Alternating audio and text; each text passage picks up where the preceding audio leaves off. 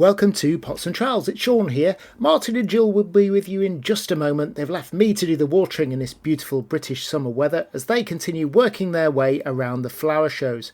Coming up, we have a chat with Greg from Leafy Lytham. Now, I'm a Lancashire lad and I was actually born in Lytham, so I'm looking forward to hearing that. We've got questions about plants for a damp part of the garden and what do you do if you've got no flowers on your hydrangea. And if you've got a question for the team, drop us an email, info@potsandtrowels.com. But now we're off to Chorley.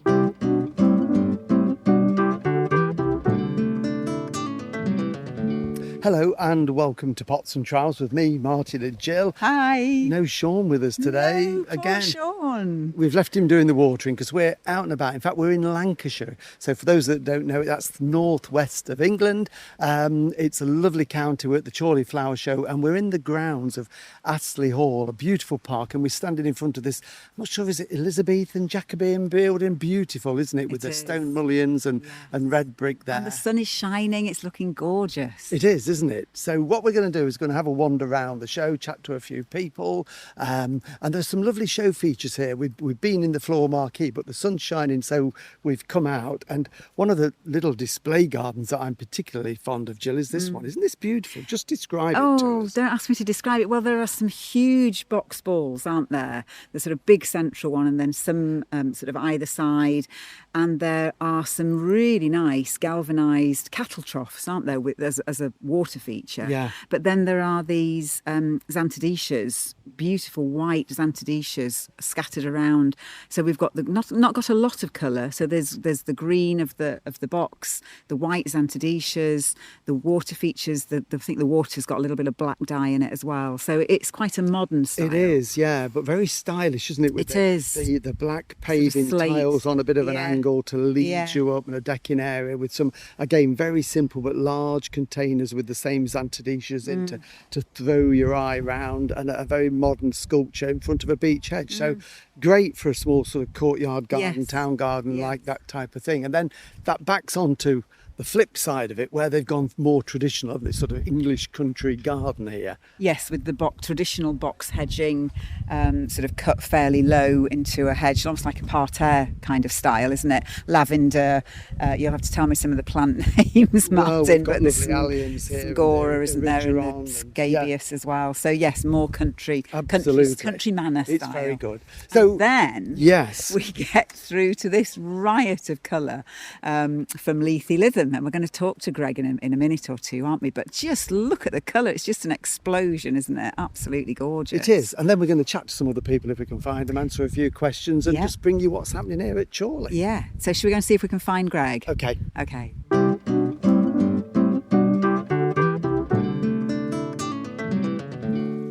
Hi, Greg. So tell us, how did it all start for you, this horticultural game?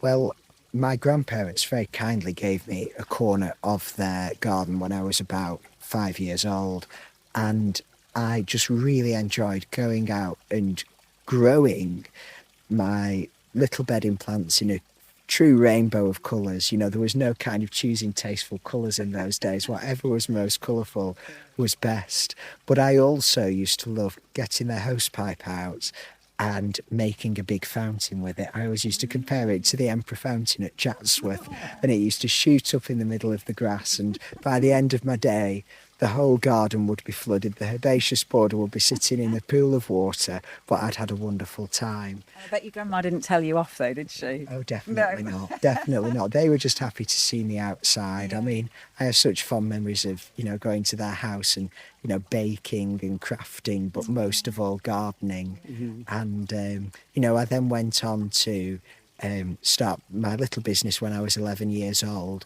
and that came from having a little stall at my primary school summer fair on the 7th of July 2006, and I remember it well. We took £40, that was my turnover for my first year. A lot of money though. It was. I know you're not that old, Greg, but even then it would be young as well, for somebody that young, it would be a lot of money. Yeah, it was, and that did actually all go to the PTFA in those days, but it was. It really kind of gave me this.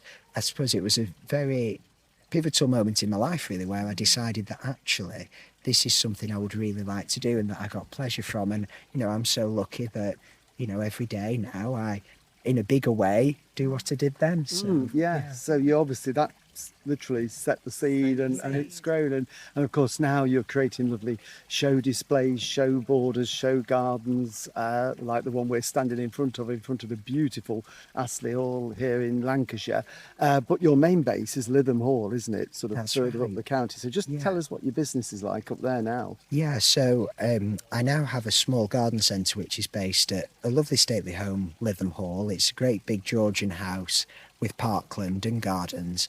And there we have this garden centre, but to describe it as a garden centre kind of doesn't really do it justice because it's based in the most beautiful setting. We have some of the most spectacular displays of any I've ever seen in a garden centre. Beautiful stock, and all my staff are gardeners as well, which is, you know, really, really important to me. But we have a lot of plants that are suitable for the coastline, as we are on the coast. And we've even started growing quite a few of our own herbaceous perennials as well as the ones we source from all around the country. But it's a special place. It's free to come in. You just pay for your parking, and it makes a lovely day out. We've got a very good cafe as well that serves good cake, and that's very important. Absolutely, yeah. Big fan of good cake. And can people go around the hall as well? That's part of the... Yeah, that's part of the experience as well. I don't think a visit is complete without it. There's a small fee to go in, but there's 3 floors of things to see, from some very grand rooms through to the old family bedrooms, and the hall is all furnished. It's not an empty shell. It does feel like the family have kind of just gone out for dinner somewhere, you know. But then there's some more interesting, more interactive rooms that tell the story of the stately home, such as on the top floor there's a room which pays homage to Guardian Royals days there when they had their head offices there. So it's kind of real throwback to the 70s with all this sort of wood chip wallpaper and the old strip lights. So there's all sorts of exhibitions there. But it's a rather special place, and Christmas it is amazing. Really spectacular. And am I right in thinking the hall itself, it's actually in a trust and owned by the town? It's not right. National Trust or Historic Houses. It is part of the community, isn't it? That's right. Back in about 1998, when Guardian were selling the hall, a very eminent local man, Alan Ashton, helped to get a donation of £1 million from BAE Systems to buy it for the town, and the town trust was formed. So basically the town, the people of Lytham do actually own Lytham Hall, and then it's operated by a local charity called Heritage Trust for the North West, who operate it and make sure that it continues to look lovely and be a fantastic visitor attraction. So locals have that ownership, don't they? So presumably you get a lot of visitors through into the grounds and the hall, and also to your garden centre as well. Yeah, I think we're about 250,000 visitors a year now. I will have to check that figure, actually, is up to date, but it's thousands and thousands of visitors. And we do, I think, because Lytham Hall is one of these stately homes where the people feel a real sense of ownership of it. So we have 340 volunteers now, many of whom are local, which is a huge amount. But also we do have people who come every day and they walk their dog, and then we have visitors who come afar to see us as well. So it really is something that appeals to a lot of people, really. Yeah. And I know we popped in to do a brief visit. One of the things you're involved with is developing the gardens, because it was mainly parkland, so you're trying to put some gardens in keeping in there. And you love your colour, don't you, Greg?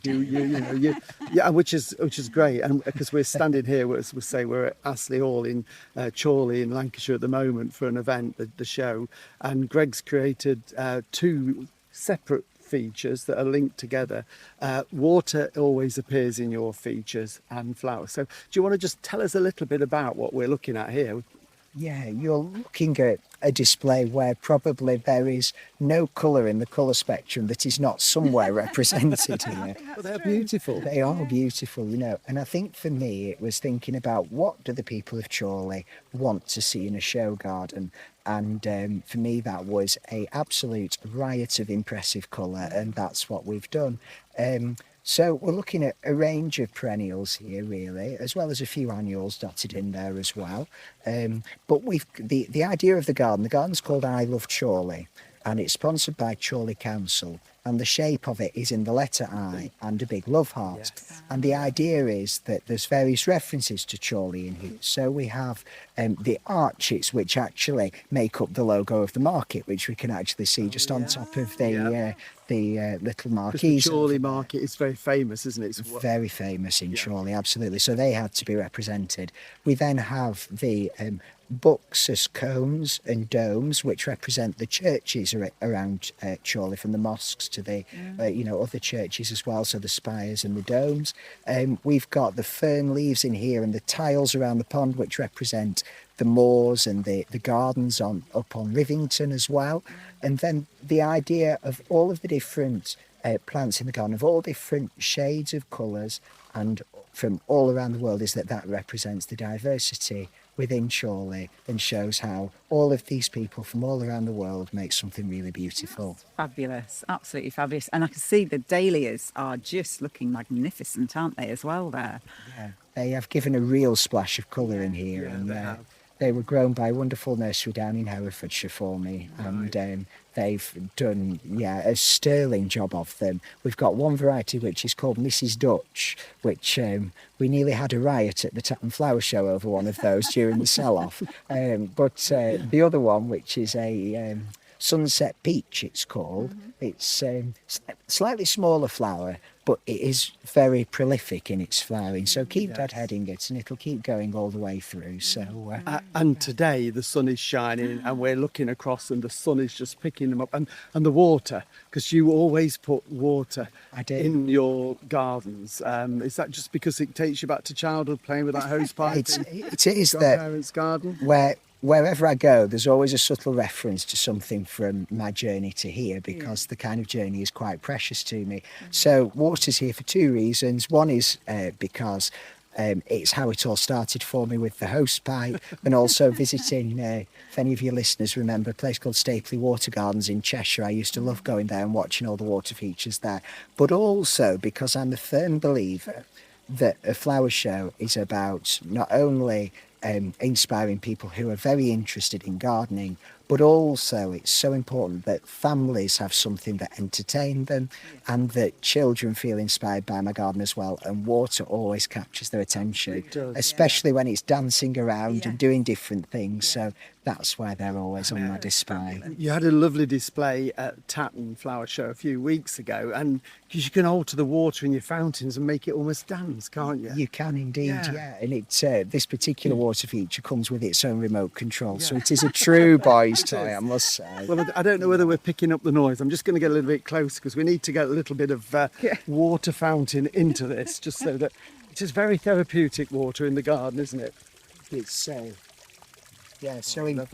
important, and actually it's very useful when you've got a road nearby, because if you want that kind of sense of an idyllic garden but you've maybe got an A road running by your fence, stick some moving water in your garden, because it'll start to drown out the road noise and also give you this tranquil feel.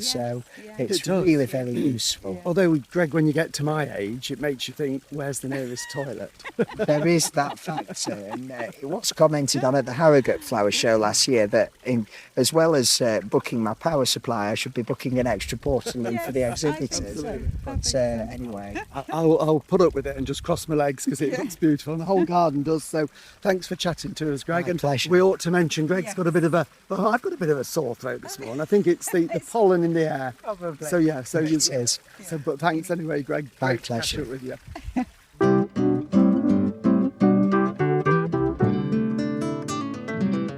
Well, we've come over to the walled garden now, the old walled garden at Astley Hall. We're just walking through an archway of wisteria, and it's a beautiful old walled garden that's looked after by a dedicated team. And as we walk in fact, it looks like Claire is putting together little poses to sell. They're beautiful, Claire. Hello. Hello. It looks lovely. That is all out of the garden, yeah? Yeah, all out of the garden. Marvellous, yes. And we've got Dave. Hello, Dave. We've met before. Good to see you. It's looking beautiful in here today. Everything's looking very neat and tidy and floriferous and fruitful. Can you just tell us a little bit about the garden here? Yeah, the garden was established about 2008. The whole area was redeveloped as part of a heritage lottery fund, so it's basically grown from scratch. The fruit trees were put in, they were 1 or 2 years old when they first started, so it's all grown from that, really. And these are mainly apples from this part They're of all the country. heritage apple trees, Yes. northern apple trees. So Phil Rainford, who's one of the experts on heritage trees, he sourced all the trees to start with. So heritage tree is one that's going to be sort of over 100 years old. But yeah, I mean, some of these will date back to sort of 1700. Right. And it's just trying to keep those going. We do a grafting workshop in the early spring as well, and we're getting trees out to schools, so we're trying to sort of graft as many heritage ones as we can get. Well, it is good to get them out there, because otherwise absolutely, they die out, don't they? And it's good to keep the old varieties going. You've got beds of vegetables as well down at the other end. The bottom third are the vegetable beds. We've obviously got the greenhouse. So the greenhouse was built in 2017. Right. So yeah, the garden's grown itself structurally, but it dates back originally to it was first built in 1757. Right. So we've got the records that show that the garden was established then. But we know, going back in the records, that there were orchards as far back as 1715.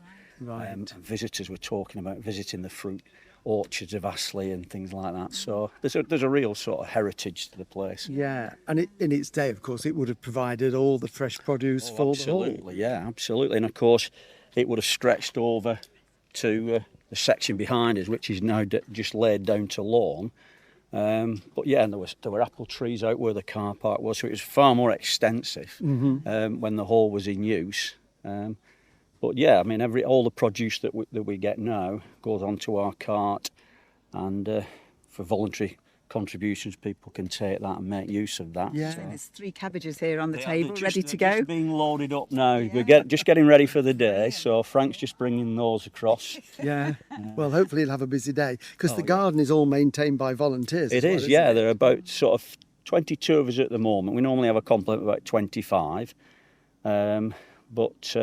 Yeah, we're all sort of all ages and all different types of skills, so we all complement each other. Yeah. And all have your little jobs, because I know you do quite a lot of the pruning, don't you? On the well, fruit? yeah, but I mean, we've got our teams that will do the pruning. I mean, we try and encourage everybody to have a go. So it's like with the grafting course, everybody had a go at grafting, and surprisingly, we're really successful. Good. But yeah, there's certain events in the year that you'll need everybody down. So there'll be like the apple pruning in sort of winter and summer, just preparing the sort of the veg beds, things like that. Yeah. And do you get schools then? Can community groups come and use it? School visits, we have visits from Parkinson's Society.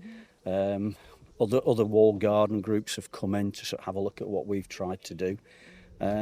But yeah, it's really well used and obviously open to the public all through the year. Free of charge. So Absolutely, yeah, absolutely. Well, it's a great facility for Chorley, and it's amazing that it's being maintained to such a high standard by you volunteers, because without you, it wouldn't be here. We take pleasure in doing it. Do you treat it like your garden in a way? It's an extension of your Well, I was literally saying to my wife as we walked up, at some point I have got to get back to my garden.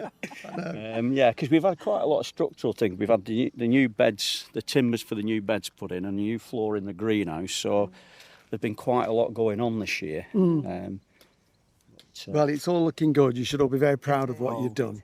It's a great asset to the town. Yeah, well, as I said, we take pleasure in what we do, and just hope people can enjoy it as we do. Thank you, Dave. Thanks for you're telling welcome. us about it. We'll come and see you again in a year or two. Absolutely. You take care. We'll let you get Nice to see picking you those again. cabbages. Yeah, All right. thank you. Thank you. Bye. Take care. Bye then.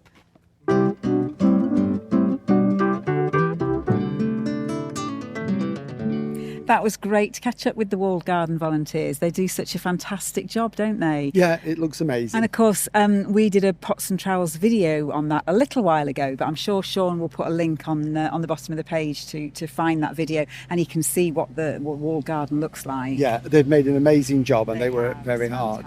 But we've got some work to do now. We've got the potting shed stage here at the Chorley Flower Show, haven't we? So we need to go and see if anybody's got any questions for us. And I think we've got a couple here. So, Pat from Muggle.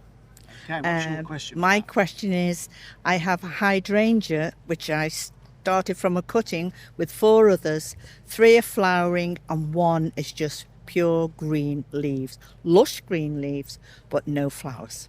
So That's not bad though, is it? If they've No, I all want taken. flowers. Well, I know, but if they've all taken, I think that's a really Yes. good achievement. it is, isn't it? Yes. And so these are all the same age, All the same age, all from the same 2 bushes, and all the others have flowered, and this one is just full of stems and what have you. Okay. And you've not treated it any differently, No, you've not pruned no, it, no, and no, they're all in no. a similar situation. Yes, all in a row. Oh dear, that's very frustrating, isn't it? That is. So, well, I think you've only really got one option. What I would do, because it should flower, it's off the same plant, Yes. they're all flowering plants, so there's no logical reason why not. You've not pruned it differently or anything. So what I would do, it's probably just in a bit of better, richer soil, and because of that, it's just thinking, oh, I'm enjoying life, why flower at the moment? So what I would do is get yourself some sulphate of potash, which you'll get from a garden centre. It's just a white powder, and you could do it now. Sprinkle a couple of handfuls around where the roots are. That will wash down into the soil, and then what that will do, that encourages flowering for next year. So it's too late for this year, Yes. but it will encourage the flower buds. And then don't prune it at all, leave it. Don't be tempted next spring to think, well, I'll just shorten it a little bit, because you'll be cutting off the flower buds. And hopefully next year you will get amazing flowers on it. If you don't, I'll be back. if you don't, dig it out, take a cutting off one of the others and start Yes, again. I will. I think it's worth trying that, but I wouldn't keep going for years. But Oh, yeah. no, Okay, no so intention. Thanks yes. very much. All right, we'd like to know how it gets on next You year. will. All right, Okay, lovely. okay. Thank you for that. All right. And another question. Hello, I'm Debbie from sunny Chorley, as you've seen in the last couple of days. At the bottom of our garden we have quite a wild sort of section that we've just sort of left to its own devices. We did have a very large wych elm which we lost a couple of years ago due to elm disease. It's been cut back, and it's just very wet down there. At least once a year, if we have heavy rainfall, our garden floods, and this time it seems to have taken a lot longer to drain, and I don't know if that's because we've not got the tree anymore. So we're just looking at maybe what we could do to put plants down there to try and soak up some of the water, help it to drain a bit faster. Is that possible, do you think? Yeah, I think that's possible. I think, and you're dead right, because the tree's gone. That would have been sucking up thousands and thousands of gallons a year out of that area, and now it's just sitting there. So you're probably never going to be able to drain it anyway. It's always going to be damp. So I would plant things that like damp soil. Is it shady or is it fairly open? It's not shady now, the tree's not No, there. of course not.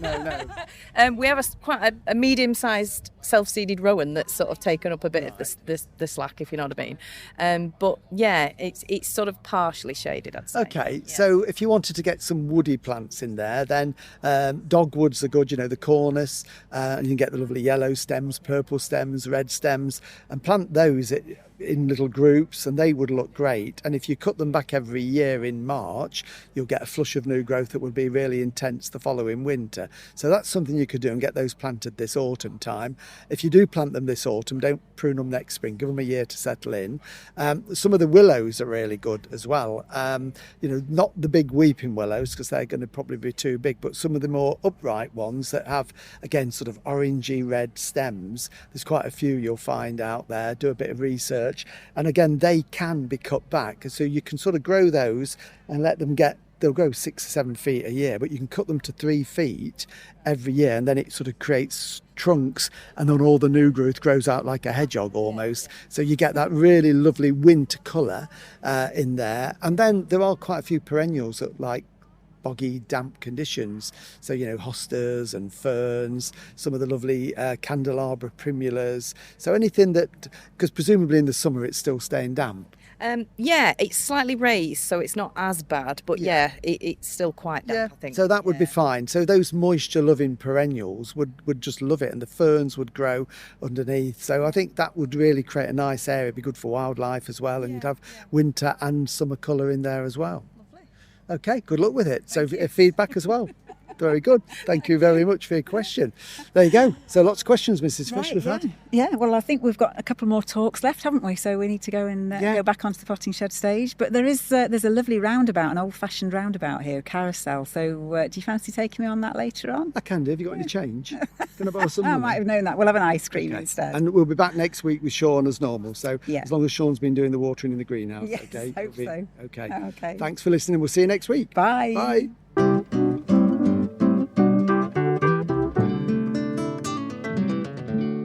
Watch the videos on YouTube or Facebook, follow us on Instagram, Twitter or X, and subscribe to the podcast and never miss a thing. For more information, go to potsandtrowels.com.